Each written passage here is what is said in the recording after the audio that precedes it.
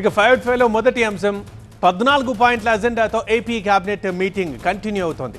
ఆరోగ్యం సహకరించకపోయినా deputy CM Pawan Kalyan కూడా దీనికి హాజరు కావడం చూస్తుంటే కీలక నిర్ణయాలు తీసుకునే అవకాశం స్పష్టంగా కనిపిస్తోంది. ఆ డీటెయిల్ ఒకసారి బ్రేకింగ్లో చూద్దాం.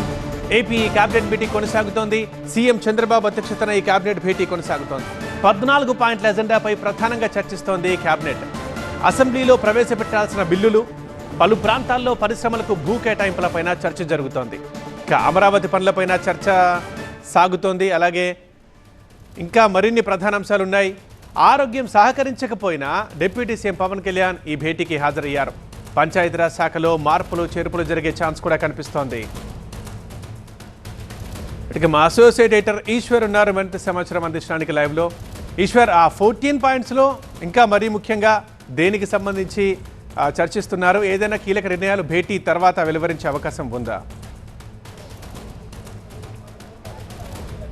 ప్రధానంగా ఈరోజు సర్వీస్ సెక్టార్కి సంబంధించి రాష్ట్రంలో సర్వీస్ సెక్టార్ డెవలప్మెంట్ కోసం తీసుకోవాల్సిన నిర్ణయాల మీద ఈరోజు చర్చ జరుగుతుంది. ప్రధానంగా వాటిలో టూరిజం ల్యాండ్ అలాట్మెంట్ అంటే టూరిజం ప్రాజెక్టులు ఎవరైనా కొత్త ప్రాజెక్ట్స్తో వచ్చినప్పుడు వాళ్ళకి ప్రభుత్వం ల్యాండ్ అలాట్ చేయడంతో పాటు మౌలిక సదుపాయాలని కల్పించే అంశం మీద ఈరోజు ఒక పాలసీ తీసుకోబోతున్నారు. దానికి సంబంధించిన కీలకమైన చర్చ జరుగుతుంది. వాస్తవానికి ఆంధ్రప్రదేశ్లో సర్వీస్ సెక్టార్ పెద్ద ఎత్తున ముందుకెళ్లాల్సిన అవసరం ఉంటుంది. ఎందుకంటే ఉపాధి కల్పించే సర్వీస్ సెక్టార్ని ప్రోత్సహించాలన్న లక్ష్యంతో ప్రభుత్వం ముందుకు వెళ్తుంది. అందుకనే టూరిజాన్ని పెద్ద ఎత్తున ప్రమోట్ చేయాలి. ఎందుకంటే సుదీర తీర ప్రాంతం ఉంది, దాదాపు 1000 కిలోమీటర్ల తీర ప్రాంతం రాష్ట్రంలో ఉంది. కాబట్టి టూరిజాన్ని పెద్ద ఎత్తున డెవలప్ చేయాలి అంటే దానికి ఒక అట్రాక్టివ్ పాలసీని ఒకదాన్ని తయారు చేయాలి. ఇప్పటికే ఒక పాలసీ ఉంది, కానీ దానికి ల్యాండ్ అలాట్మెంట్ చేసేదానికి ఎవరైనా పీపీపీ మోడ్లో వస్తే వాళ్ళకి ల్యాండ్ అలాట్ చేస్తే వాళ్ళ నుంచి ఎలాంటి బెనిఫిట్ తీసుకోవాలి, ఎంతమంది ఎంప్లాయ్మెంట్ కల్పించే అవకాశాలను వాళ్ళు ఇవ్వగలరు, ఇట్లాంటి వాటికి సంబంధించి ఒక కీలకమైన నిర్ణయాన్ని ఈరోజు తీసుకోబోతుంది ప్రభుత్వం. అదే సమయంలో ఎంఎస్ఎంఈలకు సంబంధించి ఎంఎస్ఎంఈ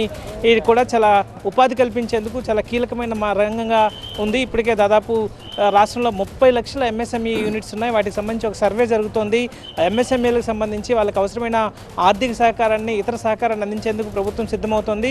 కొత్తగా ఎంఎస్ఎంఈలను కూడా ప్రమోట్ చేయాలని భావిస్తోంది. ఎందుకంటే ఇంటికి ఒక పారిశ్రామికవేత్తను తయారు చేయాలన్న లక్ష్యంతో రాష్ట్ర ప్రభుత్వం ముందుకు వెళ్తున్న నేపథ్యంలో ఎంఎస్ఎంఈకి సంబంధించి కూడా ల్యాండ్ అలాట్మెంట్ కావచ్చు, లేదా ఇతర మార్గదర్శకాలని సంబంధించిన చర్చ జరుగుతుంది. పార్వతీపురంలో ఒక ఎంఎస్ఎంఈ పార్కు సంబంధించి పైలట్ ప్రాజెక్టుగా అక్కడ ఒక నిర్ణయం ఈరోజు తీసుకోబోతున్నారు. దాని తర్వాత ఇతర ప్రాంతాల్లో కూడా ప్రైవేట్ పార్కులకు సంబంధించి కూడా డెవలప్ చేసేందుకు ఎంఎస్ఎంఈ పార్కులు చేస్తే ల్యాండ్ లార్డ్ కూడా బెనిఫిట్ అయ్యేటట్టు, అలాగే అక్కడ ఇన్ఫ్రాస్ట్రక్చర్ అంతా గవర్నమెంట్ డెవలప్ చేస్తుంది. ఆ తర్వాత అందరికీ విన్ విన్ సిచ్యువేషన్లో అందరికీ బెనిఫిట్ అయ్యేటట్టుగా ఒక పాలసీని ఇప్పటికే చర్చించారు. దానికి సంబంధించి మరింత డీప్గా డిస్కషన్ జరుగుతుంది. కొన్ని ప్రాంతాల్లో ఎంఎస్ఎంఈ ఏర్పాటుకి ప్రతిపాదనలు వచ్చాయి. వాటిని ఆమోదించే అవకాశం చాలా స్పష్టంగా కనిపిస్తుంది. ఇక పంచాయతీరాజ్కి సంబంధించి పంచాయతీరాజ్ డిపార్ట్మెంట్లో ఒక ప్రక్షాళన జరగాలన్నట్టుగా ఎప్పటి నుంచో, ఎందుకంటే 4-5 దశాబ్దాలుగా పంచాయతీరాజ్ శాఖలో ఎలాంటి ప్రక్షాళన జరగలేదు. క్యాడర్ వర్టికల్స్లో కొన్ని లోపాలు ఉన్నాయి. వాటికి ఎవరికి రిపోర్ట్ చేయాలన్న దాని మీద రిపోర్టింగ్ సెక్షన్ చాలా ఎక్కువ ఉన్నాయి. సో వాటిని తగ్గించి కేవలం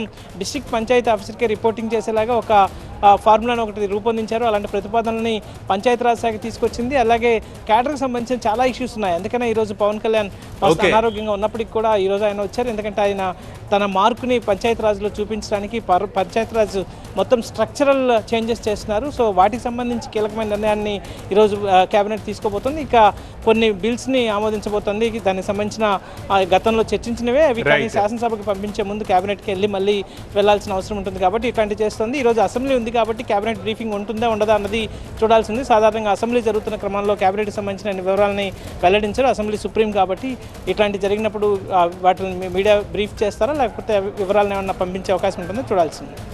రైట్ ఈశ్వర్.